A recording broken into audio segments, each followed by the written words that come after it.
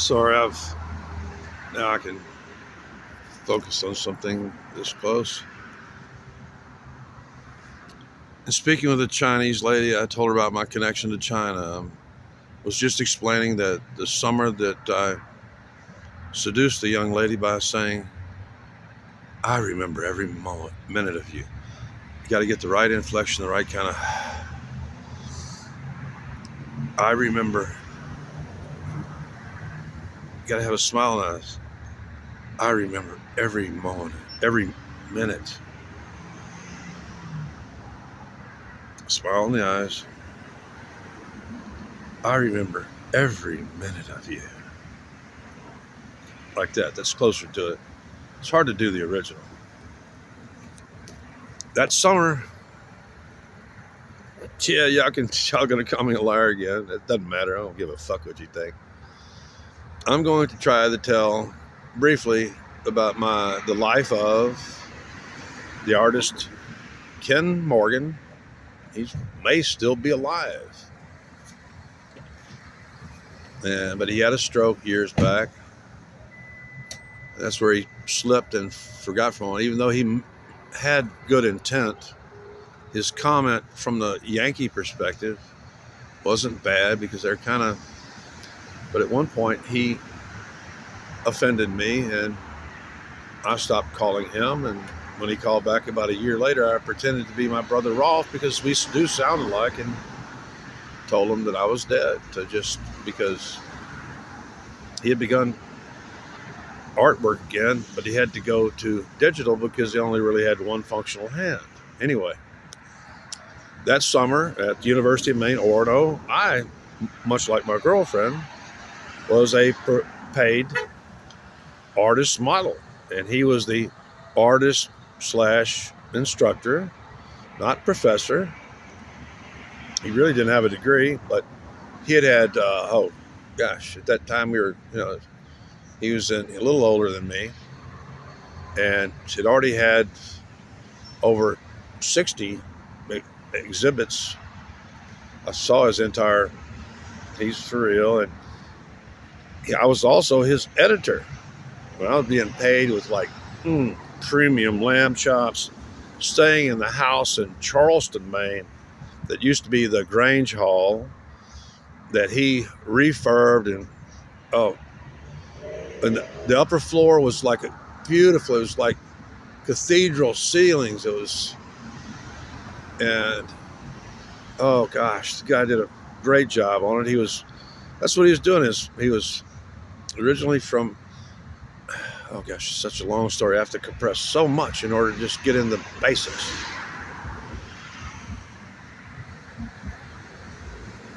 I love that upper space. It had that open area, and it's no walls. It was all just. There was a little area towards the back that he had put in a wall for, paints and easels and stuff like that. He had all sorts of things up there. Beautiful rugs that he had collected and stuff. He had done a marvelous job on rehabbing an historical building, and in the end, he really. Because the market was so depressed at that time in Maine, it was during COVID, he could have gotten at least $3 million for that house, and he barely got his money back. Not even, anyway.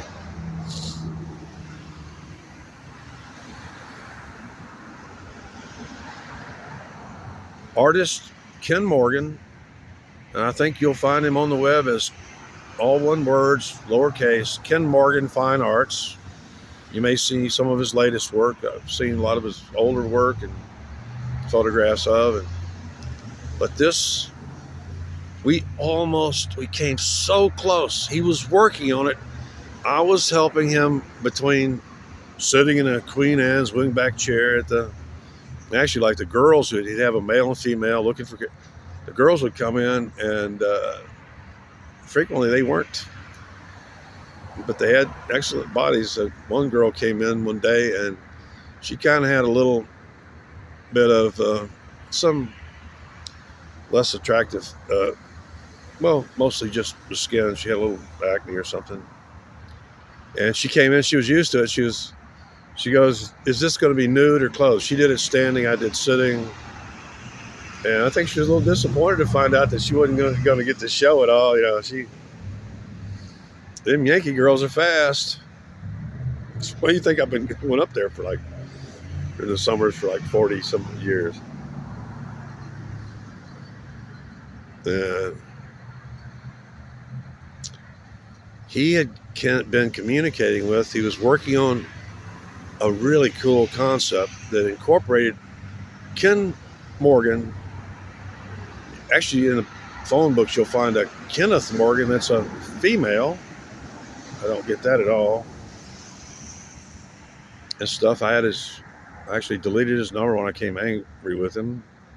I'm sorry, I don't get too attached to my bromances. They rarely last a lifetime.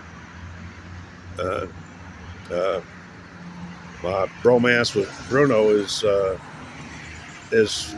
because we're really in two different fields. Although I have lapped over into his field of law and his wife's field of biochemistry, so that's why we all three kind of anyway.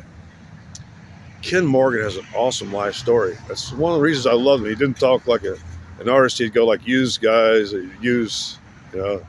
That's the Irish cop version of you, plural you, and other. He had big chest. He was kind of a big burly man. He was not your typical artist. There, I'm gonna mess with the. He was, as a kid, I mean, a tiny child. Tell me about the training. His father would swing him around in a bucket by the time he was like no more than about a year old. He remembers it very well and stuff. They didn't, they had that nomadic life, living in a trailer and going to the carnival season and all over New England. They were famous, dude. The pictures are awesome and stuff. He and his siblings were, and he talks about his father, and his father was essentially a good man, very child and family oriented. He had a little alcohol problem, but nothing that bad.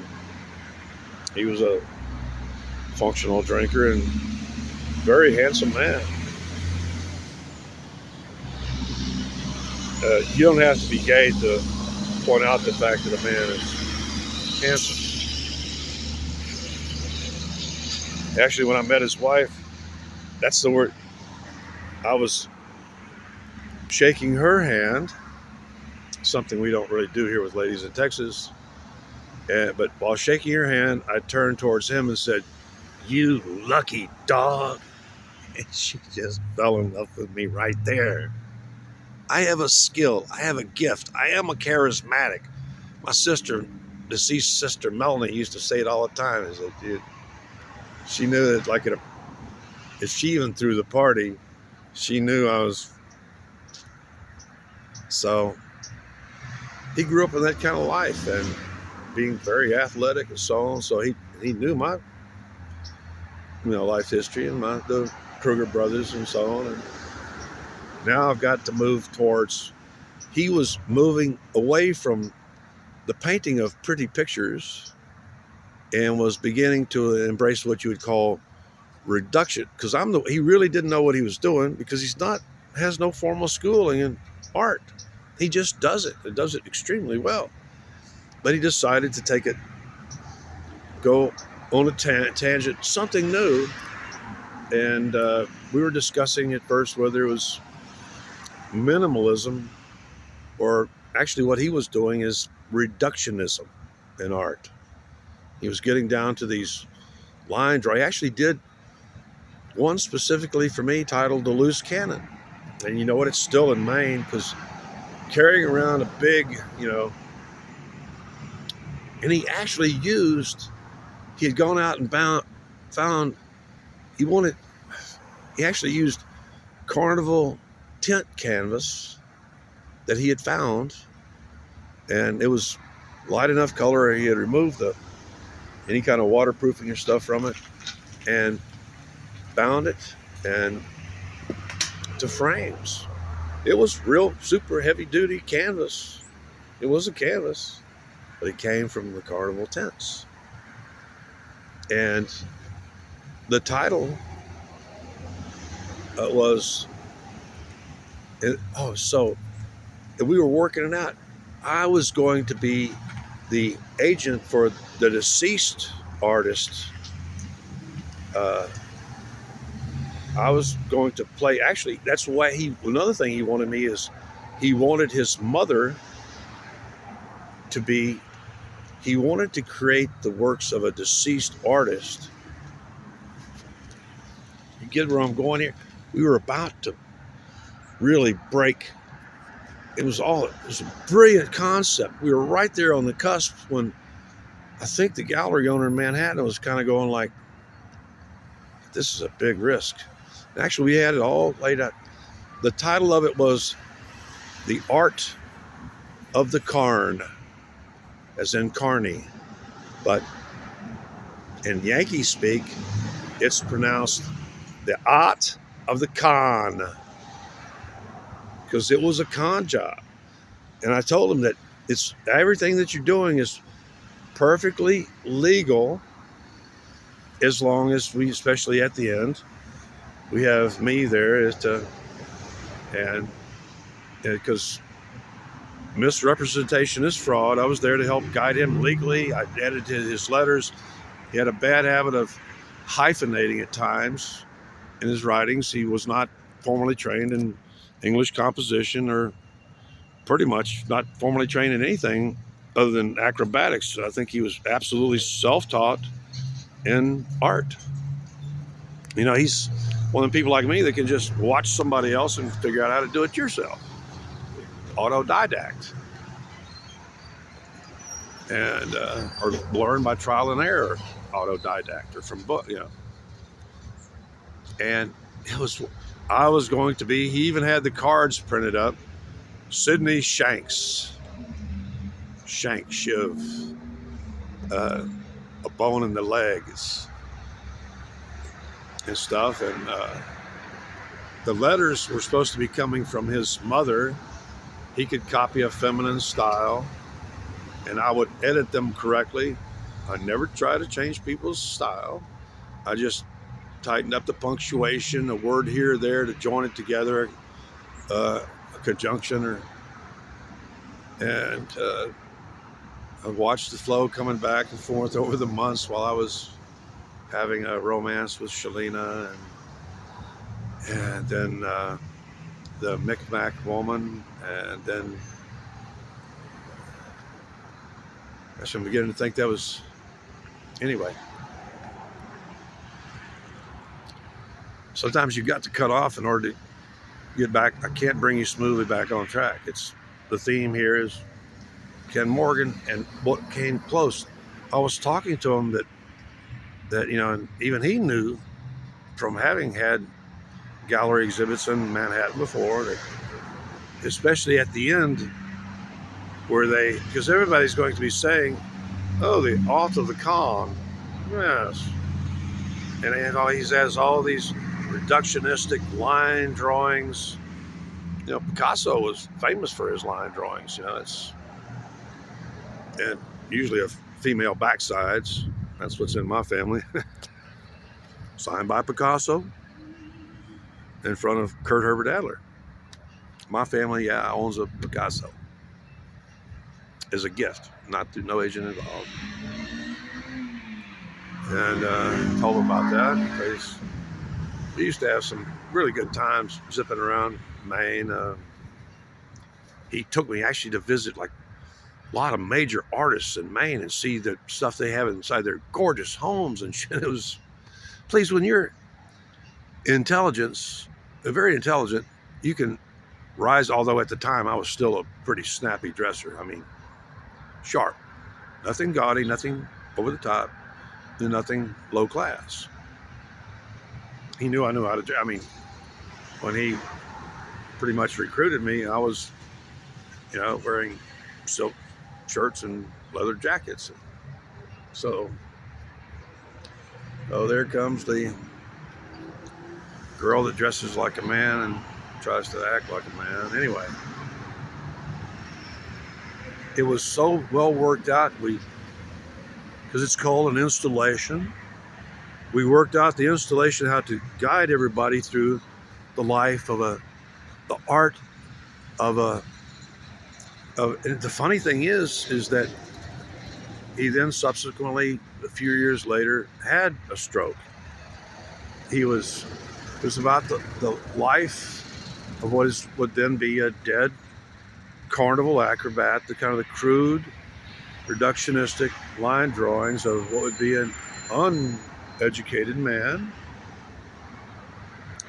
and stuff, who was recovering in the hospital after some serious injury, but had died. And he said, I really want you to do the Sidney Shakes character and stuff, because I know you can kick ass. You've got a reputation here, and I want you to protect my mom. Don't let nobody touch her and stuff. That was, I was going to be bodyguard to his mother, and also the agent of the late artist. I think he was using his.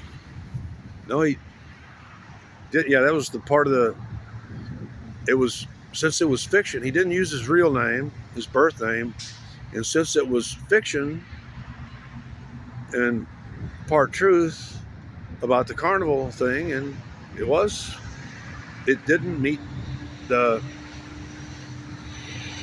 definition of fraud, because at the end we decided that I would be standing right next to a sign that said, "You have been conned," with the R in it.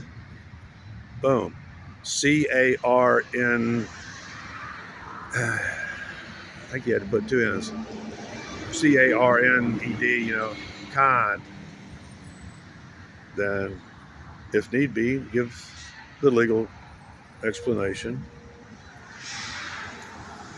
And I think that, anyway, it would have made the art periodicals. He would have been hailed at what he's been going for. He ventured off track, and you know what?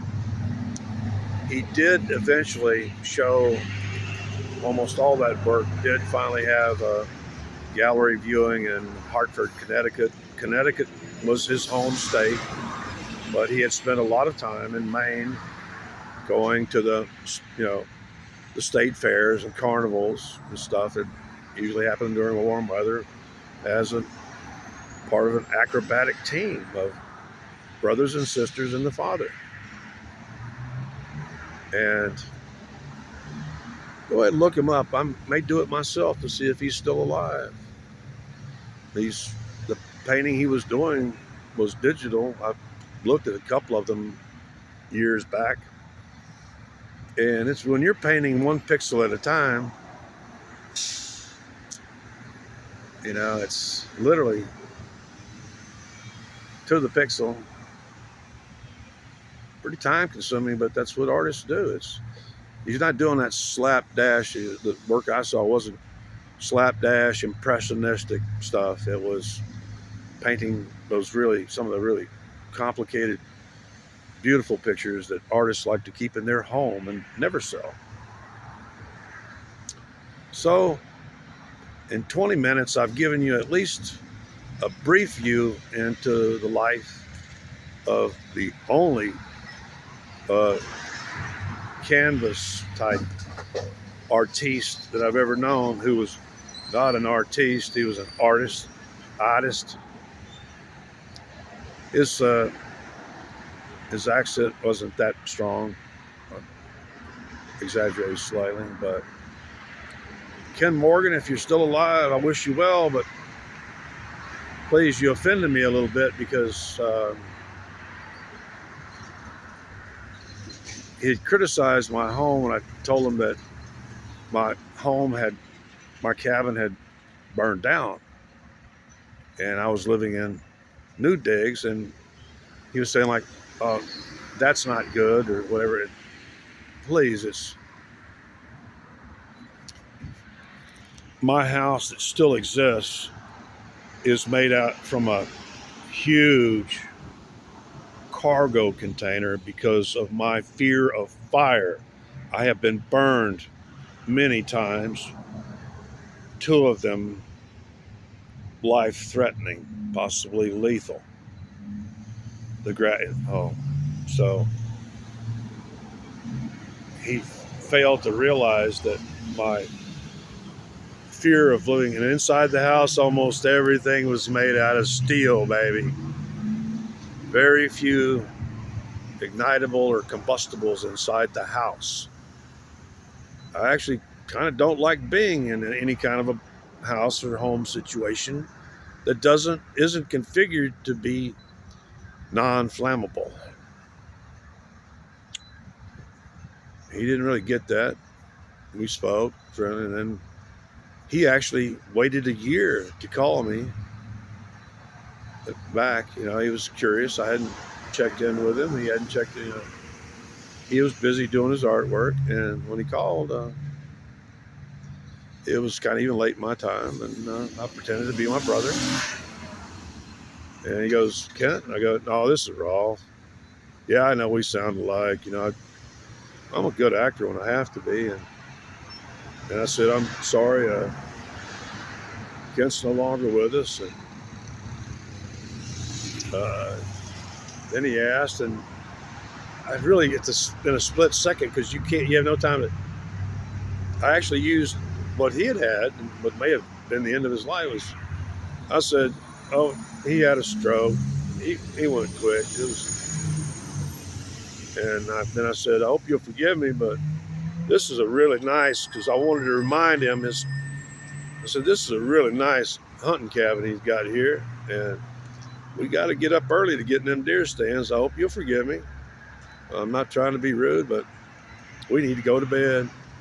And it's the last time I talked to Ken Morgan. Ken, I pray you're well, but I don't live.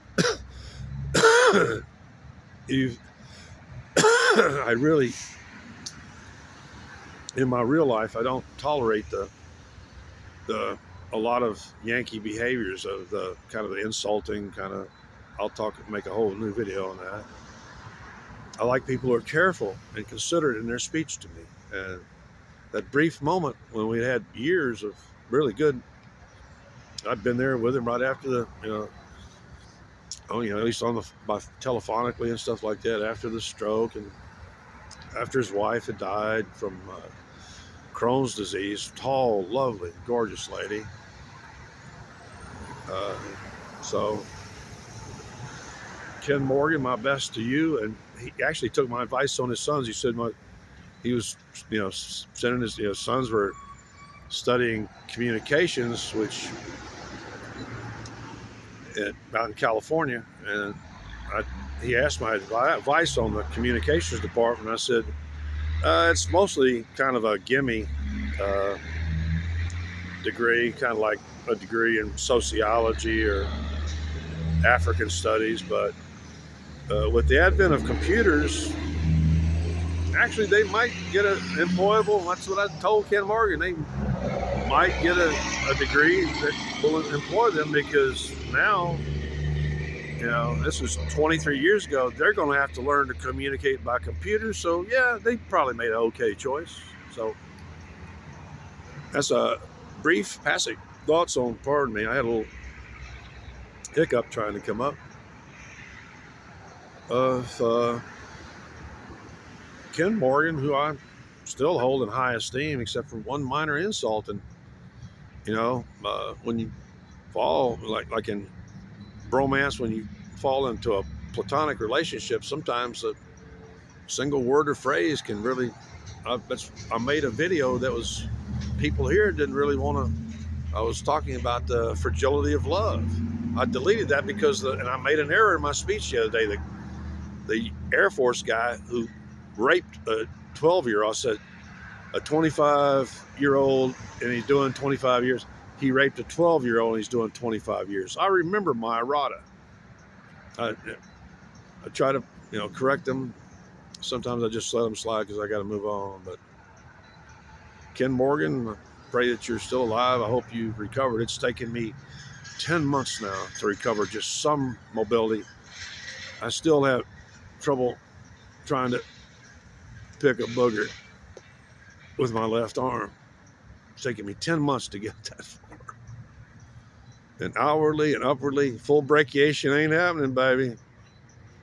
And brachiation is what makes us and the monkeys special. And very few animals are full brachiators. Please, I told you before, Dr. Benjamin Frank, turn off your closed captioning. Don't look at those words. They're fucking you up.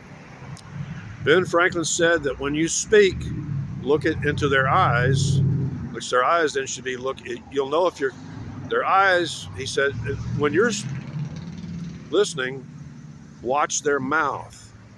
I already did the COVID mask thing. Turn off closed, because I watched the analytics on closed captioning. Still like about 14% of you are not turning off closed captioning. It was higher when my audience was 65 and older. It was around 25% left closed captioning on. And the AI is doing a bad job of catching my vocabulary and changes in dialect and stuff like that. Turn off the closed captioning. Watch my mouth to understand the words that I'm saying, because the closed caption is totally botching it. Turn off your closed caption, please. My speech is clear. Just spoke to a multilingual Chinese lady that was able to mimic me instantly. She's linguistically gifted like me. That's why plus them good looks don't hurt. That's what a point I made out there. Don't hurt. But the important thing is her mind and her grace. And really, I primarily want people on my channel that have both the mind and the grace to socialize with me. Y'all have a good day. Y'all come back now, you hear?